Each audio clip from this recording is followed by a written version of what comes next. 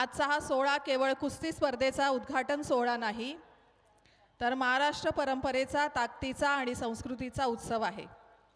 महाराष्ट्र राज्य कुस्तीगीर संघाच्या मान्यतेने आणि श्री रामकृष्ण सातव पाटील यांच्या भव्य आयोजनातून साकारत असलेल्या 68व्या महाराष्ट्र केसरी कुस्ती स्पर्धेच्या उद्घाटन प्रसंगी आपल्यासमोर उभे राहणे हे माझ्यासाठी अतिशय अभिमानाची गोष्ट आहे.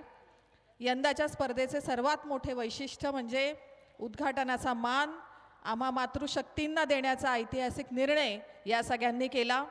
आजचा हा सोहळा खऱ्या अर्थाने महिलांच्या सन्मानाचा, त्यांच्या कर्तृत्वाचा आणि त्यांच्या नेतृत्वाचा उत्सव आहे.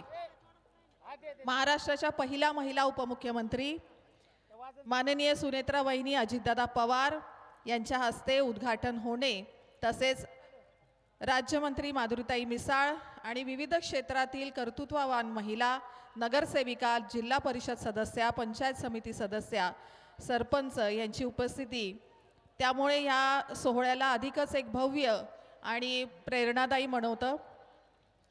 महाराष्ट्र केसरी स्पर्धेची पवित्र परंपरा ही स्वर्गीय कुस्ती महर्षी मामासाहेब मोहोळ यांनी सुरू केली.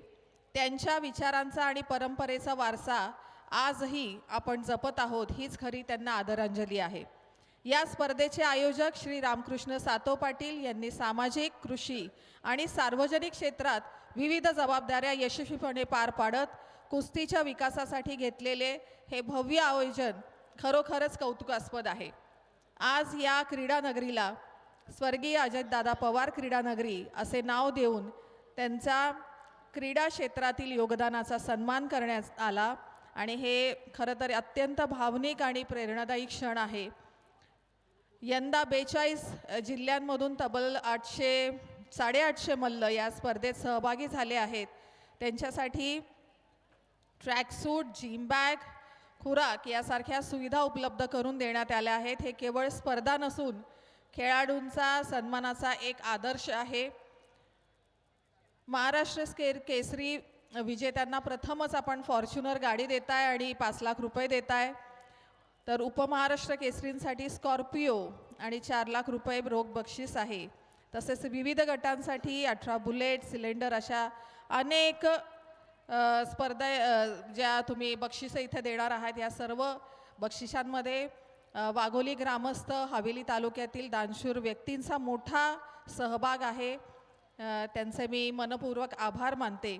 वाघोली गावाने सुरुवातीपासूनच कुस्तीला जोपासले, अनेक मल्ल घडवले आणि या परंपरेला बळ दिलं, ही एक अभिमानाची बाब आहे. यंदा तरुणांना प्रोत्साहन देण्यासाठी रील स्पर्धा, उत्कृष्ट फोटोग्राफी, रॅम्प स्पर्धा अशा उपक्रमांचे आयोजन करण्यात आले आहे. यामध्ये दररोज आयफोन, कॅमेरा लेन्स असे अनेक रोख बक्षिसं असं सुद्धा बरंच काही या पिढीला आकर्षित करण्यासाठी ठेवलं आहे. आज जसे IPL, football league, pro kabaddi यांना जागतिक स्तरावर मान्यता मिळते, त्याच धर्तीवर कुस्तीला ग्लॅमर आणि नवी उंची देण्याचा हे प्रयत्न अत्यंत स्तुत्य आहेत. विशेष म्हणजे यंदा प्रथमच 5 महाराष्ट्र केसरी विजेते पुन्हा मैदानात उतरले आहेत, त्यामुळे स्पर्धेची उत्कंठा अधिकच वाढली आहे. शेवटे एवढेच सांगते की कुस्ती ही केवळ खेळ नाही, तर ही महाराष्ट्राची ओळख आहे, परंपरा आहे आणि हा महाराष्ट्राचा अभिमान आहे. या परंपरेला पुढे नेण्यासाठी जबाबदारी आपली सर्वांची आहे.